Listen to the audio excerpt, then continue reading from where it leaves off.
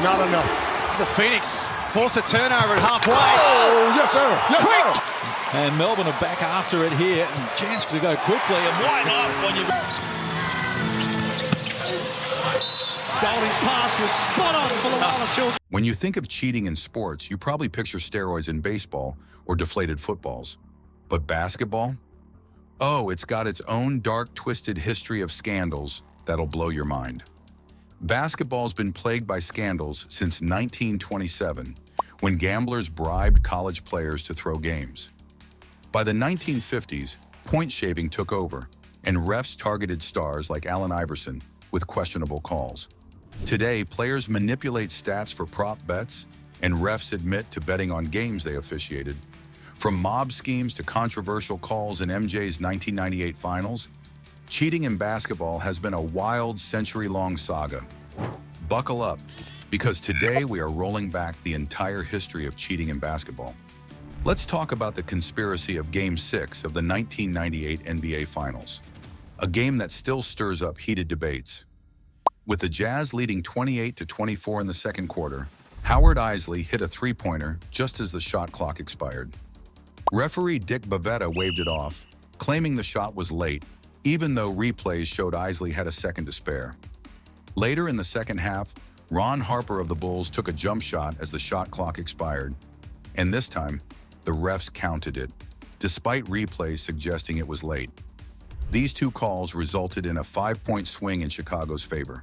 The Bulls went on to win 87-86, clinching their 6th championship and cementing Michael Jordan's legacy.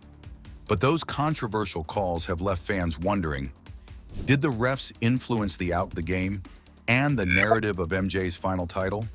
It's a question that still lingers, proving that even the greatest moments in sports can come with a side of controversy. It begs the question of NBA narratives and promoting certain markets to win with higher financial gain. Continuing on conspiracy, in the NBA's quest to promote bigger markets, we rewind back to Game 6 of the 1988 NBA Finals, a moment that still divides fans. With 14 seconds left and the Pistons leading 102-101, Bill Laimbeer was called for a foul on Kareem Abdul-Jabbar. Replays showed almost no contact, dubbing it as the Phantom Foul. With Laimbeer fouled out, Kareem hit both free throws to put the Lakers ahead, and they held on to win, forcing a Game 7. And Los Angeles went on to clinch the championship.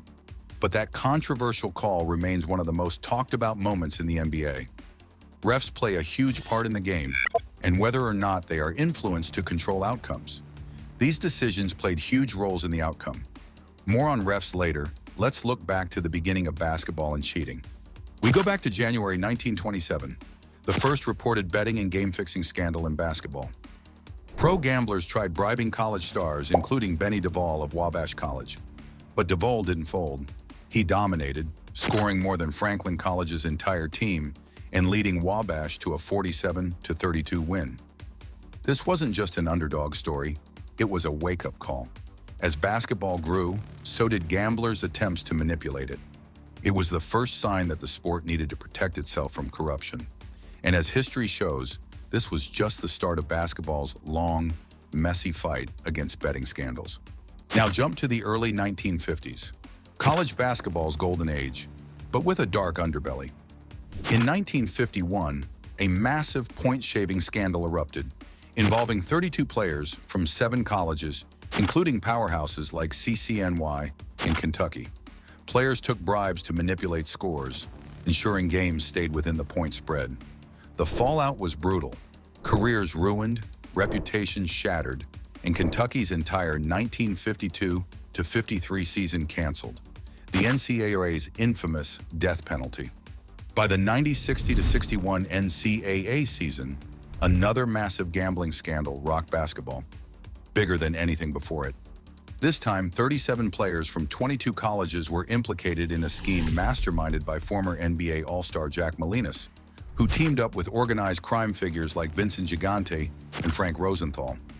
Even future Hall of Famers Connie Hawkins and Roger Brown were swept up in this scandal, with Hawkins banned from the NBA for years before eventually being cleared.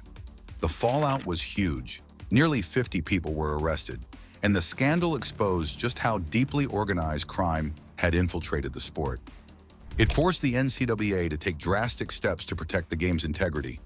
Next up, the 1978-79 season, when Boston College's basketball program became the center of a point-shaving scandal tied to the American Mafia. Players, including forward Rick Kuhn, were bribed to manipulate scores, letting gamblers cash in on the point spread. The scheme fell apart in 1980 when mobster Henry Hill, facing unrelated charges, flipped and exposed the operation. Kuhn was sentenced to 10 years in prison, later reduced to 28 months, and others involved faced their own penalties. It was a full-blown crime drama, complete with mob ties, bribes, and a star witness. Now let's shift gears to the 1980s and 1990s, the infamous hand check era of the NBA. This was a time when defenders could get away with using their hands and forearms to slow down offensive players, leading to some seriously physical play and wildly inconsistent officiating. The NBA finally cracked down in 1994, banning hand-checking from the backcourt to the front-court foul line. Then in 1997, they went even further, prohibiting defenders from using their forearms to stop offensive players facing the basket. Now let's talk about the 1994 point-shaving scandal at Arizona State University, where players Stephen Hedrick Smith and Isaac Burton Jr. found themselves at the center of a gambling scheme. Smith, deep in debt, teamed up with campus bookie Benny Silman to manipulate game outcomes, ensuring the Sun Devils didn't cover the point spread. He even bribed Burton to miss free throws and mess up plays. But the plan didn't last. By 1997, the whole thing unraveled, and the fallout was brutal. Smith got a year and a day in prison, while Burton served 2 months in jail, 6 months of home detention, and 3 years of probation. Smith was also a shoo-in to make the NBA and never got his chance to make his dream come true due to the scandal. Here's a wild one. January 2nd, 2007. After a loss to the Philadelphia 76ers, Allen Iverson called out referee Steve Javie, accusing him of holding a personal grudge. "It's been something personal with me and him since I got in the league," Iverson said. The NBA slapped him with a $25,000 fine for speaking out, but the story didn't end there. Enter Tim Donaghy, the disgraced ref who later admitted to betting on games. In his book, Donaghy backed up Iverson's claims, saying Javie had a long-standing dislike for the superstar. And in a 2009 interview, Donaghy dropped an even bigger bombshell. He and other refs intentionally withheld favorable calls from Iverson in a game against the Utah Jazz just days later, all as payback for his comments. It was a jaw-dropping look at how personal beefs and egos could seep into the game. Tim Donaghy's 2007 betting scandal took his notoriety to another level.